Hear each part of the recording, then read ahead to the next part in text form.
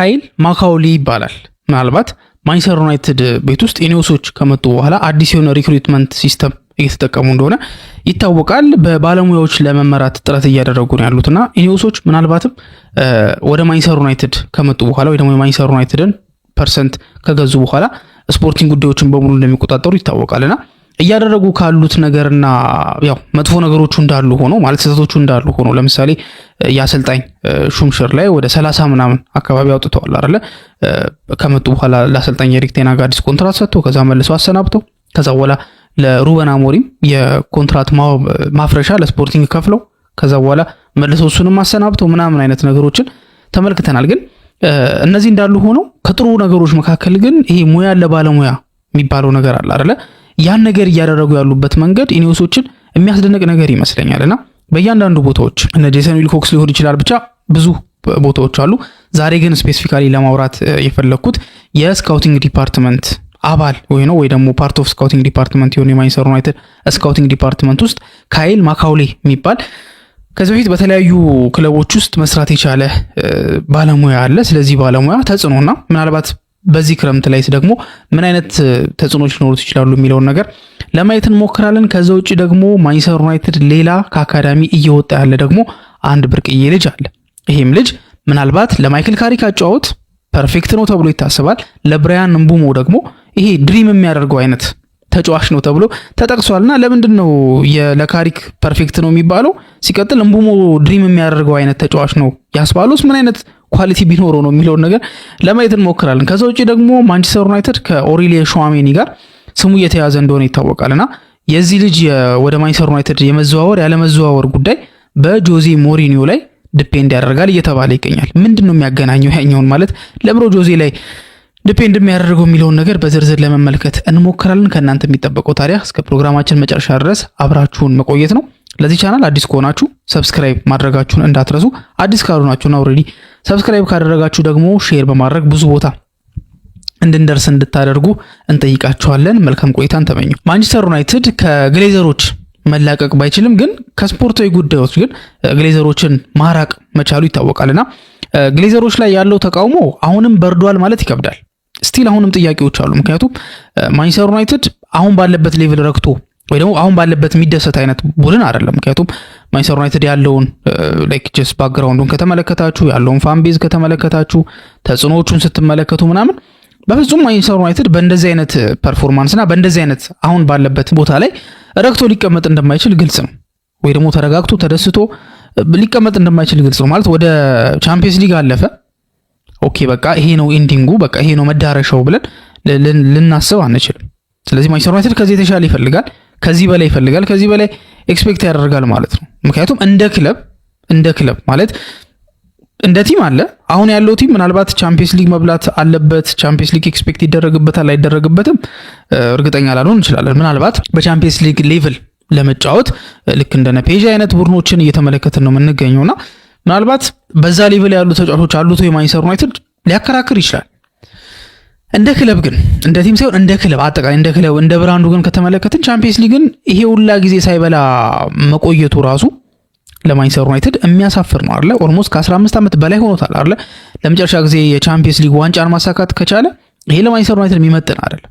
ስለዚህ ቢያንስ አሁን እየተደረገ ያለው ነገር ላይክ ግሌዘሮችን መቃወሙ ምናምን ነገር በተወሰነ መንገድ ይቀዘቀዘው ሙሉ በሙሉ ማንቸስተር ዩናይትድ ያለበት ቦታ ላይክ ስለተመቸው አይደለም። ግን በተወሰነ መንገድ ግን ከስፖርቱ እንቅስቃሴ ግን ግሌዘሮች ወጥተዋል ማለት እንደነ ጆን ሙርቶ አይነት ሰዎች ነበሩ አይደለ? ከዚህ በፊት ሙያተኛ ተብሎ ቦታው ላይ ሲቀመጡ የነበረውና አሁን ግሌዘሮች አትሊስት ለመሸጥም ፍላጎት ነበራቸው እስከሆነ ታይም ድረስ።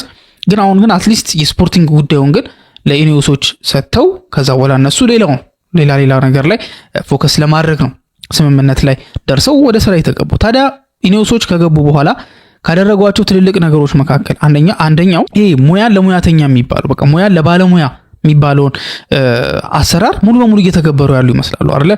ከነ ኦማር ቤራዳ ጀምሮ ከነ ጄሰን ዊልኮክስ ጀምሮ ምናልባት ከዳን አሽወርዝ ጋር የነበረውም ነገር አልሰመረም እንጂ ዳን አሽወርዝም በጣም ሃይሊ ሬትድ የሆነ ሰው ነበር አይደለ? እነ ክሪስቶፈር ቪቬል አይነት ቲሞችን አምጥቶ እያሰራ ነው የሚገኘው። እነዚህ ሙያ ያላቸው ሰዎች ናቸው። ስራው ላይ ልምድ ያላቸው ሰዎች ናቸው። በፕሪሚየር ሊጉ ልምድ ያላቸው ሰዎች ናቸው። ሌላ ቦታ ሰርተው የሚያውቁ ሰዎች ናቸውና የተለያየ አሪፍ የሚባል ሲቪ ያላቸውን ሰዎች ነው ሰብስቦ እያሰራ የሚገኙ። ሶ እነሱ ሶፋር አሪፍ ነገር እየሰሩ እንደሆነ ይታወቃል አይደል? ማንቸስተር ዩናይትድ እኮ በባለፈው ክረምት ያስፈረማቸው ተጫዋቾች ምን ያህል ኢፌክቲቭ እንደሆኑ ተመልክተናቸዋል። አራቱም ተጫዋቾች አይደል? ማቲያስ ኩኒያ 9 ጎል አለው። ብራያን ምቡሞ 9 ጎል አለው። ቤንጃሚን ሼሽኮ 11 ጎል አለው። ሴኔ ላመንስ የማንቸስተር ዩናይትድን ግብ ክልል በሚገባ እየጠበቀ ነው። ይሄ ቀላል ነገር አይደለም። ስለዚህ ጥሩ ስራ እየሰሩ ነው። ሶ አሁን ደግሞ ስካውቲንግ ውስጥ ደግሞ ማን ነው ያለው የሚለውና በጣም ብዙ የማይነገርለት ግን ከጀርባ ሆኖ ትልቅ ስራ የሚሰራ ግን አንድ ባለሙያ አለ። ካይል ማካውሌ ይባላል። ይሄ ካይል ማካውሌ የሚባለው የማንቸስተር ዩናይትድ ስካውቲንግ ዲፓርትመንት አባል ነው። ላይክ ሄድ አይደለም ግን አባል ነው። ከዚህ በፊት በዌስትሃም በቼልሲና በብራይተን የሚገራርሙ ስራዎችን ሰርቷል። ወይ ደግሞ ከዚህ በፊት የነማ ዝውውር ላይ ተሳትፏል የሚለውን ነገር ስንመለከት አሪፍ የሚባሉ ዝውውሮች ላይ ተሳተፈ ሰው ነው። ለምሳሌ ወደ ብራይተን ብንሄድ ብራይተን ቤት ካይሴዶ፣ ባሌባ፣ ዣኦ ፔድሮ፣ ኩኩሬያ እና ቫን ሄኬ እንደዚሁም ዌልቤክን ብራይተን ሲያስፈርም ይሄ ሰው የዛ ቲም ሄድ ኦፍ እንትን ነበር፣ ስካውቲንግ ዲፓርትመንት ነበር። ቼልሲ ቤትም ደግሞ ካይሴዶ፣ ላቪያ፣ ፓልመር እና ኔቶ ሲፈርሙ በቼልሲ ቤት የስካውቲንግ ዲፓርትመንት አባል ነበር። በዌስትሃም ደግሞ ማቴዎስ ፈርናንዴዝ እና አልሃጂ ማሊክ ዲዩፍ የማንቸስተር ዩናይትድ ተፈላጊ የሆኑት እነዚህ ተጫዋቾች ሲፈርሙ እሱ ያው ማቴዎስ ፈርናንዴዝ እንደምታውቁት ከሳውዝሃምፕተን ያስፈረመውና የዌስትሃም ሄድ ኦፍ ስካውቲንግ ዲፓርትመንት ነበር ይሄ ሰው ማለት ነው። እና አሁን ያው ብዙ ማይገርም አይደለ ማቴዎስ ፈርናንዴዝ እና አልሃጂ ማሊክ ዲዩፍ በማንቸስተር ዩናይትድ ራዳር ውስጥ ሲገቡ እንደምታውቁት ካይሴዶ፣ ላቪያ፣ ፓልመር፣ ኔቶ ላይክ ራዳር ውስጥ እኮ ሊሆኑ ይችላሉ፣ ግን የመውጣት ቻንስ አላቸው ወይ ነው። ላቪያ በጣም ኢንጁሪ ፕሮን ነው። ካይሴዶ አዲስ ኮንትራት ተፈራርሟል። ኔቶ ገና መምጣቱ ነው። ፓልመር በቼልሲ ቤት ያው እስካሁን ደስተኛ ያልሆነባቸው ሞመንቶች አሉ፣ ግን ደግሞ በቀላሉ ግን ይወጣል ተብሎ አይታሰብም። ሲቀጥል ከመቶ በታችም ደግሞ አይጠራበትም። እነ ባሌባ፣ ዣኦ ፔድሮ፣ ኩኩሬያ፣ ቫን ሄኬ የመሳሰሉትም ተጫዋቾች አሉና ለምን እንደተያያዘ ግልጽ ነገር ይመስለኛል። እነዚህ ተጫዋቾች ሲፈርሙ ይሄ ሰው የስካውቲንግ ዲፓርትመንቱ አባል ነበር። አሁን ግን ለየት የሚያደርገው ነገር አሁን ከጠቀስኩላችሁ ለየት የሚያደርገው ግን የዌልቤክ ይመስለኛል አይደል? ምክንያቱም ለምሳሌ እነ ማቴዎስ ፈርናንዴዝ ወጣቶች ናቸው። አልሃጂ ማሊክ ዲዩፍ ወጣት ነው። ካይሴዶ፣ ላቪያ፣ ፓልመር፣ ኔቶ፣ ባሌባ፣ ዣኦ ፔድሮ፣ ኩኩሬያ ወጣቶች ናቸው። ዌልቤክ ግን ወጣት አይደለም። ግን ዌልቤክ ግን ወደ ብራይተን መጥቶ ምን ያህል እንደተሳካለት ስትመለከቱ ይሄ ሰው ጀስት ወጣት የሆኑ ተስፈኞችን ብቻ ማየት ሳይሆን እይታ ላይ ጎበዝ የሚሆነው አንዳንድ ኤክስፔሪየንስ ያላቸው ተጫዋቾች ደግሞ ለዛ ቲም የሚመጥን ኤክስፔሪየንስ ብቻ በቂ አይደለም። ለዛ ቲም የሚመጥን ተጫዋች ማለት ከወጣቶቹ ጋር አብሮ አላይን ማድረግ የሚችል ከአሰልጣኙ አጫወት ጋር አብሮ የሚሄድ ከቲሙ ባህል ጋር አብሮ የሚሄድ ተጫዋች ነቅሶ በማውጣት ተሳክቶለት ነው ዳኒ ዌልቤክን ወደ ብራይተን አዘዋውሮ። እንደምታውቁት ዳኒ ዌልቤክ ለብራይተን የሚገርም ግልጋሎት ነው እየሰጠ ያለው። ከመጣበት ጊዜ ጀምሮ ዌልቤክ ያለውን ነገር በጠቅላላ እየሰጠ ነው። ማድረግ ያለበትን ነገር በሙሉ እያደረገ አብዛኞቹን ነገሮች ትክክል እያደረገ እነዛም ነገሮች ደግሞ እየተሳኩለት ተመልክተናል። ስለዚህ ዌልቤክ እየተሳካለት ነው አይደለ? ሲሳካለት ግን ታዲያ ወጣት ሆኖ ተስፋው ታይቶ ምናምን ሳይሆን ልምድ አለው። ያ ልምድ ግን እንዴት አድርጎ ይጠቅማል የሚለውን ነገር ይሄ ስካውቲንግ ዲፓርትመንት ማለትም ካይል ማካውሌ እየመራው የነበረው ስካውቲንግ ዲፓርትመንት ስላመነበት ነው። ስለዚህ ማንቸስተር ዩናይትድን በዚህ ክረምት ትልልቅ ዝውውሮችን ሲያስብ ይሄ ስካውቲንግ ዲፓርትመንት አባል ያው ቼክ ያደርገዋል ነገሮችን። ስለዚህ ለማንቸስተር ዩናይትድ ጥሩ ምርጫዎችን እንዲመርጡ ያግዛቸዋል ማለት ነው። ሁለተኛው ርዕሳችን የሚሆነው ደግሞ ምንድነው? ጂም ትዋይት የተባለ የማንቸስተር ዩናይትድ አንደር 18 ተጫዋች አለ። ይሄ ተጫዋች ታዲያ ከሰሞኑን እየተነሳ እንደሚገኘው ለማይክል ካሪክ አጫወት ፐርፌክት ነው፣ ለብራያን ምቡሞ ደግሞ ድሪም የሚያደርገው አይነት ተጫዋች ነው።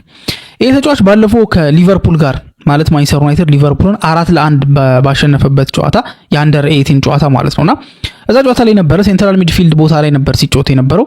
አሲስቶችን ማድረግ ችሎ ነበረ። የነበረው ፐርፎርማንስም የሚያስደንቅ ነበር። ታዲያ ይሄን ጨዋታ ስፔሲፊካሊ ለምንድን ነው የመረጥከው ካላችሁኝ ማይክል ካሪክ በዛ ጨዋታ ላይ ታድሞ ነበር እና ያንን እንቅስቃሴ እያየው ነበር። በነገራችን ላይ ይሄ ጂም ትዋይት የሚባለው ተጫዋች ማንቸስተር ዩናይትድ ከቼልሲ ጋር የነበረው የአፕሪል ወር ጨዋታ አለ። በዛ ጨዋታ ላይ የስኳዱ አባል ነበር እና አብሮ ከስኳዱ ጋር ተጉዞ ነበረ። ቤንች ላይ የነበረ ተጫዋች ነውና ለዋናው ቲም የመጫወት ያለው ቻንስ ከፍተኛ ነው። ምናልባት በዚህ ዓመት ላይሆን ይችላል፣ ምክንያቱም ያሉት ጨዋታዎች ትንሽ ናቸው፣ ፕሪሚየር ሊግ ብቻ ነው። ስለዚህ በዚህ ዓመት ላይሆን ይችላል። ግን ደግሞ ፕሪሲዝን ላይ ግን እንደ ሌሎቹ ተጫዋቾች ሁሉ ድል ሰጥቶት ቀጣይ ዓመት የፈርስት ቲሙ አባል ሊሆን የሚችልበት እድል ሰፊ ነው እየተባለ ነው። ታዲያ ለካሪክ አጨዋወት ፐርፌክት ነው ያስባለው ምንድነው? እምቡሞ ስለምንድነው እንደሱ አይነት ተጫዋች ድሪም የሚያደርገው የሚለውን ለመመለስ ያክል ይሄ ልጅ በሊቨርፑል ጨዋታ ላይ ተደጋጋሚ ሙከራዎችን ሲያደርግ ነበር። ከዛ በፊት በነበሩትም ጨዋታዎች ተመሳሳይ ተደጋጋሚ ጥረቶችን ሲያደርግ ነበር። ጎል ለማስቆጠር አይደለም፣ ይሄ መስመር ሰንጣቂ ኳስ የሚባሉት አሉ አይደል? እነዛን መስመር ሰንጣቂ ኳሶች አድሬስ ለማድረግ ለቡድን ጓደኞቹን ለማድረስ ተደጋጋሚ ሙከራዎችን ሲያደርግ ነበር። ታዲያ ማይክል ካሪክ በዘንድሮ ሲጫወት ከተመለከታችሁትና አጨዋወት አላማውን ካያችሁት ብዙ ይሄ መስመር ሰንጣቂ ኳሶች ይበዙታል። ልክ ብሩኖ ፈርናንዴዝ ለማቲያስ ኩኒያ ያቀበለው አይነት ኳሶችን በተደጋጋሚ ትመለከታላችሁ። ይሄ ብቻ አይደለም ግን ብራያን ምቡሞ ደግሞ የሚያስደስተው ኳስና በደንብ ኢንጆይ የሚያደርገው አጨዋወት እንደዚህ አይነት ኳሶች ሲመጡለት ነው። መስመር ሰንጣቂ ኳሶች ከተከላካይ ፊት ለፊት ሲጣልለት ማለት እሱ ክንፍ ላይ ነው ያለው። የኦፍሳይድ ፖዚሽኒንጉ በጣም የሚያስደንቅ ነው የብራያን ምቡሞ። ከዛ ያንን ፖዚሽኒንግ እየጠበቀ ከዛ ፖዚሽን ላይ ሆኖ ከኋላ የሚገርም ስሩ ቦል ካለፈለት የሚቀርመው የለም። ፈጣን ነው፣ ከኳስ ጋር ምቾት የሚሰማው ተጫዋች ነው። ሶ እነዚህ ኳሊቲዎች ካሉት ከኋላ የሚመጡ መስመር ሰንጣቂ ኳሶች በስርም የሚመጡ አሉ፣ በላይ የሚመጡ ኳሶች አሉ። እነዚህ ኳሶች ሞር የሚመቸው አይነት ተጫዋች ነው ማለት። ዋይድ ኳሶችን የሚጣለት ከሆነ ብራያን ምቡሞ ይመቸዋል። ለዛ ነው የብራያን ምቡሞ ድሪም ሊሆን ይችላል የተባለው። ስለዚህ ይሄ ልጅ ይሄ ኳሊቲው ሃይሊ ሬትድ እየተደረገ ነው። ያ ብቻ ግን አይደለም፣ በአንዳንድ አጨዋወቱ ከኮቢ ሜኑ ጋር እየተያያዘ ነው የሚገኘው።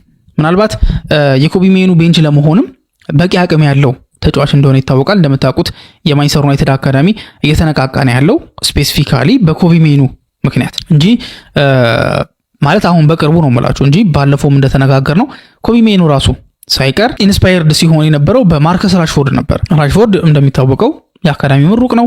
ለማንቸስተር ዩናይትድ ዋናው ቲም መጫወት የቻለ ነው። ብዙ ኢምፓክቶች ያሉት የነበሩት ተጫዋች ነው።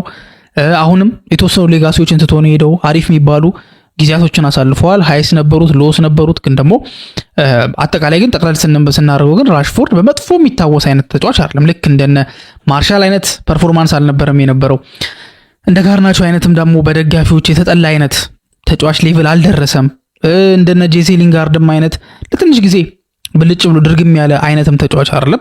እንደነ ታይለር ብላኬት አይነትም ደግሞ አንድ ሲዝን ላይ ተመልክተ ነው የጠፋም አይነት ተጫዋች አይደለም። እነ ማክናይር ምናምን ይጠቀሳሉ በዚህ ውስጥ። ስለዚህ የሱ ተጽዕኖ እንዳለ ሆኖ ኮቢ ሜኑ ግን በቅርቡ እያደረገ ያለው ነገር ግን ከዛ ታች ላሉት ተጫዋቾች የተለየ ትርጉም አለው፣ የተለየ መነቃቃትን እንደሚፈጥርም ግልጽ ነገር ነውና ምናልባት ይሄ ተጫዋችም ለማንቸስተር ዩናይትድ ሚድፊልድ ሌላ ጥንካሬ ሊሆን ይችላል። በእርግጥ ዩናይትድ እሱን ተማምኖ ሌላ የማል ተጫዋች አያስፈርምም ማለት አይደለም፣ ግን ያስፈርማል። ግን ደግሞ ይሄም ልጅ ግን በቃ እንደሌላ ስኳዱን ጀስት ለማስፋት የሚሆን አይነት ተጫዋች ነው። በተለይ መስመር ሰንጣቂ ኳሶቹ ግን በማንቸስተር ዩናይትድ ቤት ተደንቆለታል። ወደ መጨረሻው ታይትላችን ስንመጣ ደግሞ ጆዜ ሞሪኒዮ የቹዋሜኒን ወደ ማንቸስተር ዩናይትድ የሚያደርገውን ዝውውር የማስቀረት አቅም አለው ወይ ደግሞ አፌክት የማድረግ አቅም አለው የሚሉ መረጃዎች እየወጡ ይገኛሉ። ለምሮ እንደዛ እየተባለ ያለው ሪያል ማድሪድ እንደምታውቁት አሁን ላይ ትልቅ ክራይሲስ ውስጥ ነው ያለው። የኢኮኖሚካል ክራይሲስ አይደለም፣ የአሰልጣኝ እና የተጫዋቾች ይሄ መስተጋበር የሚባል ነገር አለ አይደለ? ማለት ለምሳሌ ተጫዋቾች የሚፈልጉት ነገር አለ፣ አሰልጣኙ የሚፈልገው ነገር አለ። ከዛ ደግሞ በተጫዋቾችና በአሰልጣኞች መካከል ኢጎ ይወጣል። ከዛ የክለቡ ፕሬዚዳንት በኢንሲስ ኬዝ ፊዮሬንቲኖ ፔሬዝ መተው የራሳቸውን ሴይ ያስቀምጣሉ አይደለ? አይ አሰልጣኙን ስሙት ካሉ ተጫዋቾቹ ወይ ያድባሉ ወይ ደግሞ ክለቡን ለቀው ይወጣሉ። ካልሆነ ግን ተጫዋቾቹን ስማ ከተባለ ግን አሰልጣኙ ይለቃል ማለት ነው። በቻቪ አሎንሶ በኩል የተመለከትነው ይሄንን ነው። ቻቪ አሎንሶ የአቅም ችግር እንደሌለበት ይታወቃል። ምናልባት በጣም ፕሮሚሲንግ ከሆኑ ያንግ ማናጀርስ መካከል የሚጠቀስ ነው ቻቪ አሎንሶ። ለዛም ነው በትልልቅ ክለቦች በጣም የሚፈለገው፣ በነ ቼልሲ በነ ሊቨርፑል በጣም እየተፈለገ ያለው ሃይሊ ሬትድ የሆነ አሰልጣኝ ስለሆነ። ታዲያ ማድሪድ ቤት መጥቶ ግን ለምንድነው አንድ አመት እንኳን መቆየት ያልቻለው? ለምንድነው ገና በ6 ወሩ የተሰናበተው ከተባለ የተጫዋቾቹን ኢጎ ማኔጅ ማድረግ ስላልቻለ ነው። አክቹሊ ማኔጅ ማድረግ ስላልቻለ ሳይሆን ፊዮሬንቲኖ ፔሬዝ ድጋፉን የሚሰጠው ለተጫዋቾቹ ስለነበር። ታስታውሳላችሁ ቪኒ ተጣልቶ ከቻቪ አሎንሶ ጋር ተጣልቶ ሙሉ ስታፉን ይቅርታ ሲጠይቅ ቻቪ አሎንሶን ይቅርታ አልጠየቀውም ነበር እና ያው ክሬዚ የሆነ መንገድ ነው ያለው። አርቤሎ አመጣ። ከዛ ደግሞ በጣም ነፃነት ሰጣቸው። ምክንያቱም የታወቀ ነው እሱ ከሁሉም አነስ ያለ ሲቪ ያለው አሰልጣኝ ነውና መቆጣት አይችልም እነዚህን ተጫዋቾች። ከዛ ደግሞ እንትን አለ ማለት ነው የሆነ ጎራ መያዝ ጀመሩ በቪኒ በኩል ምናምን። ይሄ ሁላ ነገር እንዲስተካከል ሪያል ማድሪድ ወይ ነው ፊዮሬንቲኖ ፔሬዝ ጆዜ ሞሪኒዮን እየፈለገው ነው የሚገኝ። አሁንም ጆዜ ሞሪኒዮ በማድሪድ ቤት እየተፈለገ ይገኛል በሚገርም ሁኔታ ማለት ነው። አሁንም ፊዮሬንቲኖ ፔሬዝ ከጆዜ ሞሪኒዮ ጋር መልሶ መስራትን ይፈልጋል ማለት ነው። ይሄ ትንሽ ወጣ ያለና የሚያስደንቅ ነገር ይመስለኛል አይደል? ታዲያ ጆዜ ወደ ማድሪድ የሚመለስ ከሆነ እንደ ቹዋሜኒ አይነት ተጫዋች ይፈልጋል። ቹዋሜኒ ምን አይነት ተጫዋች ነው? ፊዚካልና ረጅም ተጫዋች ነው ማለት ፊዚካል ጨዋታዎችን የሚያደርግ ረጅም ተጫዋች ነው። ግራውንድ ዱዌሎቹ በጣም የሚገርሙ ናቸው። ኤሪያል ዱዌሎቹ የሚገርሙ ናቸው። ለመከላከል ጆዜ ለሚፈልገው ይሄ ፕራግማቲክ ፉትቦል በቃ ሁነኛ ሰው ማለት ቹዋሜኒ ነው አሁን ካሉት ሪያል ማድሪድ ስኳድ ማለት ነውና እንደምታውቁት ከዚህ በፊት በነበረው ሲስተም ላይ ብዙም አልሰራም። የቹዋሜኒ ጉዳይ አልሰራም። ስለዚህ ለዛ ነው ክለቡን ለመልቀቅም እኮ አንዳንድ ጭምጭምታዎችም ያሉት። ማድሪድም ደግሞ ኦፈሮችን ይሰማል ይቀበላል የተባለው እኮ ሊለቀው ፈቃደኛ ስለሆነ ነው። ጆዜ ሞሪኒዮ ከመጡ ግን እንዳይነካባቸው ከሚፈልጉት ተጫዋቾች መካከል አንደኛው ኦሪሊዬ ቹዋሜኒ ነው። ስለዚህ ቹዋሜኒ በማድሪድ ቤት ይቆይ ከተባለ ደግሞ ማንቸስተር ዩናይትድ የሱነኛ ፈላጊ እንደሆነ ይታወቃል። ወደ ማንቸስተር ዩናይትድ የሚያደርገው ዝውውር ሊጨናገፍ ይችላል ማለት ነው። ምን ያህል ይሆናል የሚለውን ነገር አብረን የምንመለከት ነው የሚሆነው። የእናንተስ ሐሳብ ምንድነው? ስለ አዲሱ ተጫዋች ጂም እንደዚሁም ደግሞ ስለ ስካውቲንግ ዲፓርትመንት አባሉ ካይል ማካውሌና ስለ ቹዋሜኒ ያላችሁ ሐሳብ ምንድነው የሚለውን ነገር በኮሜንት ሴክሽን ላይ ታስቀምጡልን እንጠይቃችኋለን። እስካሁን ድረስ አብራችሁን ስለቆያችሁ እናመሰግናለን። በቀጣይ ፕሮግራም እስከምንገናኝ ድረስ መልካም ጊዜ ይሁንላችሁ።